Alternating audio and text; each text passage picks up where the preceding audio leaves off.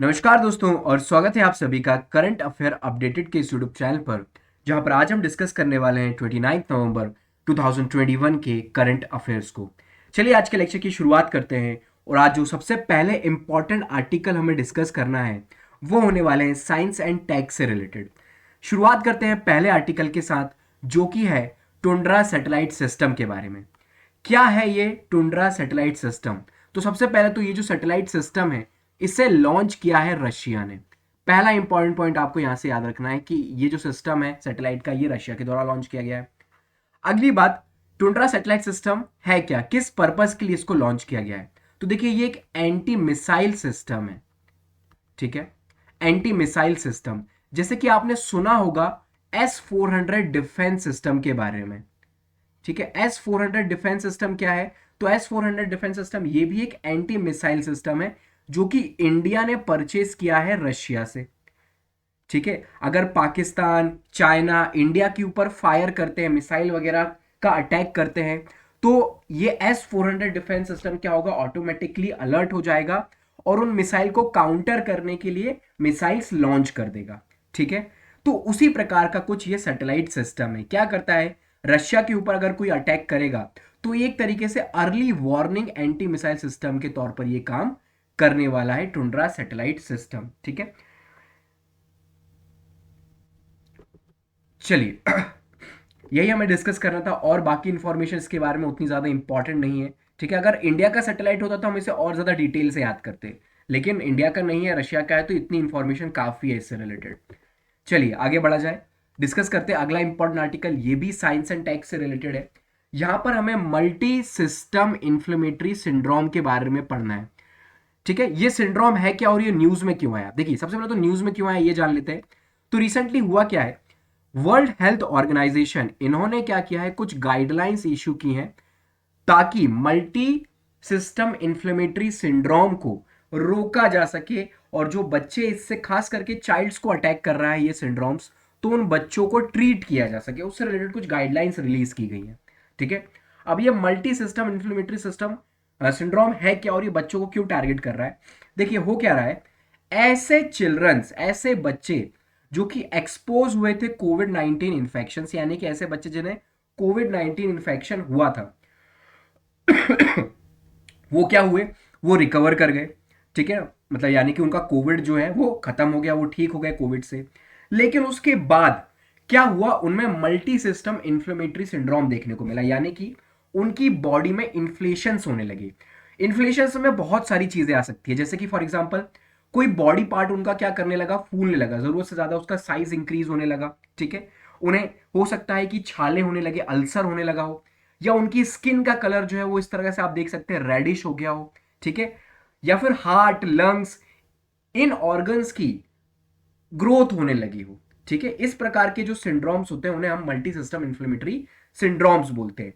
किनको हो रहे हैं ये? तो ये बच्चों को हो रहे हैं जो कि कोविड 19 से रिकवर कर चुके हैं। हेडेक वगैरह होना, इस प्रकार की प्रॉब्लम्स वगैरह खास करके फेस की जा रही हैं। ठीक है, देखिए सबसे ज्यादा डेंजरस ये सिंड्रोम कब हो जा रहा है, जब ये बॉडी पार्ट्स जो कि heart, lungs, kidney, brain, skin, इनका साइज जब ग्रो हो रहा है सॉरी, तब ये सिंड्रोम काफी ज्यादा डेडली हो जाता है और जान जाने का खतरा भी इस सिंड्रोम के कारण बढ़ जाता है। ठीक है, तो ये हमने समझ लिया मल्टी इन्फ्लेमेटरी सिंड्रोम के बारे में इन चिल्ड्रंस। उम्मीद है आपको समझ में आया होगा। चलिए आगे बढ़ते हैं, इसका रीजन क्या है? तो देखिए इसका स्पेसिफिक रीजन अभी तक 100% कहा नहीं जा सकता कि क्यों ये हो रहा है, बट कुछ लोगों का कहना है कि, कुछ साइंटिस्ट का ऐसा मानना है कि जो डिले हुआ, ठीक है, अगर आपको कोविड हुआ और आपने डिले किया आ, उसका ट्रीटमेंट कराने से, ठीक है, तो अब इस प्रकार के केसेस देखने को मिल रहे हैं। ठीक है, जिसके कारण क्या हुआ, ऑर्गन्स वगैरह डैमेज हो गए हैं। दूसरा, जिन बच्चों को कोविड हुआ था, कोरोना वायरस ने उन्हें इन्फेक्ट किया था, उनके इम्यून सिस्टम ने एंटीबॉडीज को बनाना स्टार्ट कर दिया था अगेंस्ट द वायरस। ठीक है, तो उस इन एंटीबॉडीज के कारण ये सिंड्रोम हो सकता है। ऑलराइट, तो अभी तक ये दो रीजन हमें पता चले हैं। चलिए आगे बढ़ते हैं, डिस्कस करते हैं अगले सेक्शन से रिलेटेड इंपॉर्टेंट आर्टिकल्स, जो कि है आर्ट एंड सेक्शन के बारे, आर्ट एंड कल्चर के बारे में। आर्ट एंड कल्चर से रिलेटेड एक इंपॉर्टेंट आर्टिकल आज हमें कवर करना है, जहां पर हमें रामप्पा टेम्पल को डिस्कस करना है। क्या है रामपा टेम्पल? तो सबसे पहले तो ये सिचुएटेड कहां पर है? तो ये तेलंगाना में सिचुएटेड है, ठीक है, और it is one of the UNESCO world heritage site, ये आपको याद रखना है, ठीक है। तो रिसेंटली काफी ज्यादा न्यूज में रहा है रामपा टेम्पल, क्योंकि इसका जो यूनेस्को का टैग है वो क्या किया गया है, वो रिवाइज किया गया है, ठीक है, दोबारा से इसे वर्ल्ड हेरिटेज साइट का स्टेटस दिया गया है। तो बहुत ब्यूटीफुल टेम्पल है, इस प्रकार से इसका आर्किटेक्चरल डिजाइन है, आप देख सकते हैं। इस टेम्पल के बारे में डिस्कस कर लेते हैं। तो इस टेम्पल को बनाने वाले जो व्यक्ति थे उनका रामपा था, ठीक है। तो उनके आर्किटेक्ट के नाम पर इस टेम्पल का नाम रखा गया है, ठीक है। कब बनाया गया था इस टेम्पल को? तो इस टेम्पल को बनाया गया था 1213 एडी में, ठीक है। 1213 एडी में उस समय तेलंगाना में रूल करती थी काकतिया एम्पायर, ठीक है। और काकतिया एम्पायर का रूल हुआ करता था, और किंग कौन थे? तो रेचला रुद्र, ठीक है, रेचला रुद्र। और ये जो एक जनरल हुआ करते थे, और काकतिया किंग उन टाइम पर हुआ करते थे गणपति देवा, ठीक है। ये दो इंपॉर्टेंट नाम इंपॉर्टेंट हैं इस टेम्पल से एसोसिएटेड। सबसे पहले तो रामपा टेम्पल, आपको याद रहेगा उनके आर्किटेक्ट का नाम रामपा था, ठीक है, उन्हीं के नाम पर टेम्पल का नाम रखा गया है। किंग कौन थे आपसे पूछा जाए तो गणपति देवा थे, और रेचला रुद्र उस टाइम पे एक जनरल हुआ करते थे काकतिया किंग के, ठीक है। यहां पर जो डायटी है, यानी कि ये जो टेम्पल है जिससे डेडिकेटेड है, वो है आपके रामलिंगेश्वर स्वामी, ये डायटी है यहां पर। चलिए काकतिया डायनेस्टी क्लेन के बारे में भी डिस्कस कर लेते हैं। ये इंपॉर्टेंट डायनेस्टी रही है इंडिया की 12th और 13th सेंचुरी में, हमें इसका इमरजेंस देखने को मिलता है इंडिया में, ठीक है। पहले स्टार्टिंग इनिशियल फेज में ये क्या हुआ करते थे? फ्यूडिटरीज हुआ करते थे चालुक्यास के, यानी कि एक तरह से चीफ हुआ करते थे चालुक्यास किंगडम के, उनके अंडर में काम किया करते थे ये। लेटर ऑन क्या होते हैं, गणपति देवा और रुद्र महा देवी जो रहती है वो इनकी इंपॉर्टेंट रूलर रहती हैं इस डायनेस्टी की, और वो इसके स्टेटस को काफी ज्यादा बढ़ा देती है। फाइनली फाइनली क्या होता है, प्रताप प्रताप रुद्र वन, ठीक है। ये कौन होते हैं? ये आल्सो नोन एज रुद्रदेवा, ठीक है, रुद्रदेवा के नाम से भी जाने जाते हैं। ये प्रोलो सेकंड के बेटे होते हैं, ठीक है। इनके टाइम पर काकतिया जो है वो फाइनली अपने आप को सोवरेन डिक्लेयर कर देता है, यानी कि वो चालुक्यास से अलग हो जाते हैं और अपनी खुद की किंगडम को स्टैब्लिश कर लेते हैं, ठीक है।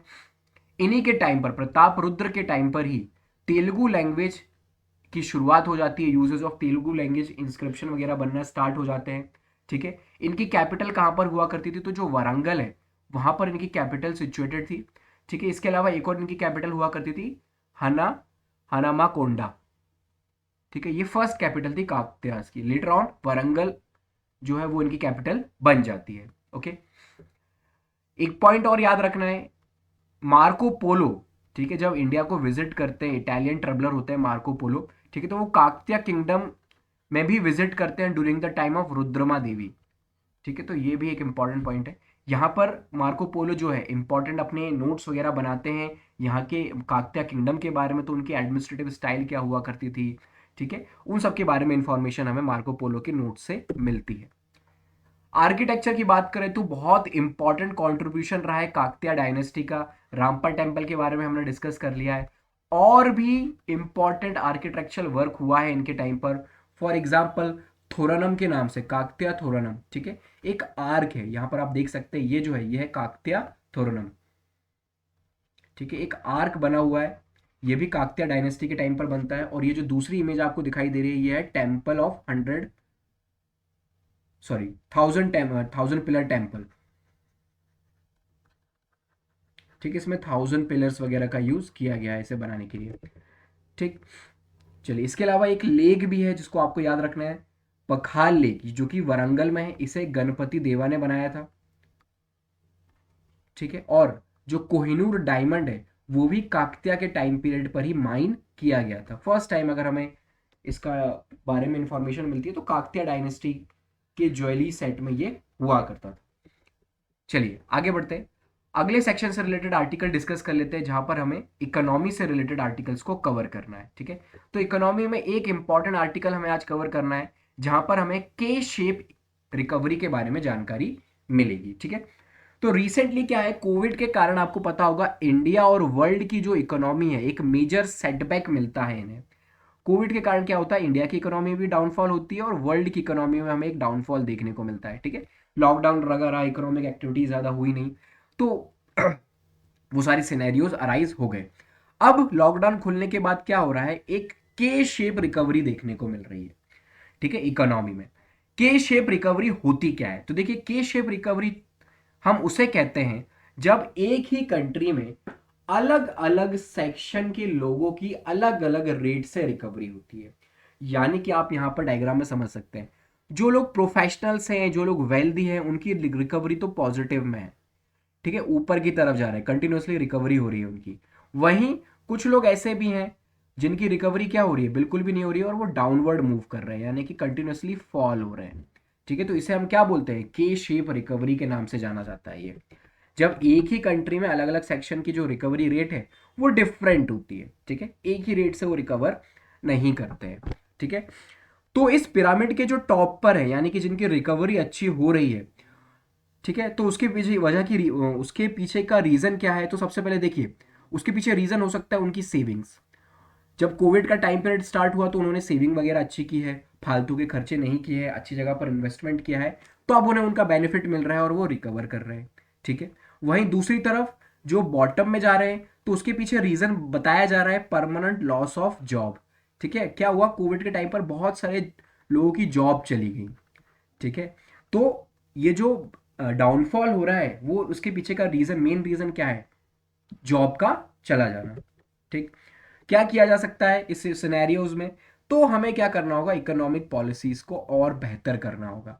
आपको पता है स्टैगफ्लेशन के दौर में हम चले गए हैं, यानी कि स्टैगफ्लेशन में क्या हो रहा है, हमारे यहाँ पर जीडीपी भी हमारी फॉल हो रही है, इसके साथ साथ जो इकोनॉमिक ग्रोथ है वो भी फॉल हो रही है, और इन्फ्लेशन जो है वो कंटिन्यूसली राइज कर रहा है, ठीक है। तो जीडीपी की ग्रोथ भी कम है, इकोनॉमी भी कम है, इसके अलावा इन्फ्लेशन बढ़ रहा है, तो स्टैगफ्लेशन की कंडीशन में हम एंटर कर चुके हैं। तो कुछ इंपॉर्टेंट गवर्नमेंट पॉलिसीज जो है वो हमें इस सिनेरियो से निकाल सकती है। चलिए आगे बढ़ते हैं, डिस्कस करते हैं अगला आर्टिकल, जो कि नेशनल मिल्क डे के बारे में है। नेशनल मिल्क डे हम कब सेलिब्रेट करते हैं, तो 26 नवंबर को नेशनल मिल्क डे सेलिब्रेट किया जाता है। 26 नवंबर को एक और डेट्स हम सेलिब्रेट करते हैं जो कि है कॉन्स्टिट्यूशनल डे, ठीक है। लेकिन कॉन्स्टिट्यूशनल डे को मैंने आज अपना इस डिस्कशन का पार्ट नहीं बनाया, क्योंकि आप ऑलरेडी बहुत कुछ जानते हैं कॉन्स्टिट्यूशनल डे के बारे में, ठीक है। तो आप खुद से उसे रिवाइज कर सकते हैं। चलिए नेशनल मिलिट्री डे के बारे में डिस्कस करते हैं। तो सबसे पहला पॉइंट ये 26 नवंबर को क्यों सेलिब्रेट किया जाता है, तो 26 नवंबर को एक बहुत इंपॉर्टेंट पर्सनैलिटी है जिन्हें मिल्क मैन ऑफ इंडिया भी कहा जाता है,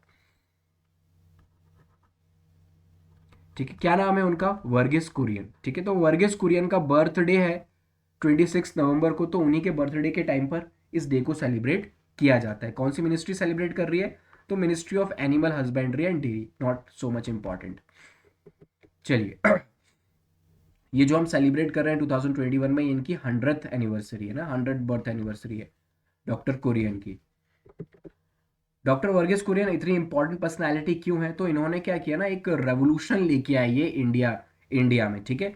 और इन्हें बोला जाता है father of white revolution in India, यानी कि श्वेत क्रांति या फिर सफेद क्रांति जो कि मिल्क से रिलेटेड थी, उसको लेकर आने वाले इंडिया में कोई व्यक्ति थे तो वो वर्गीस कुरियन ही थे, ठीक है।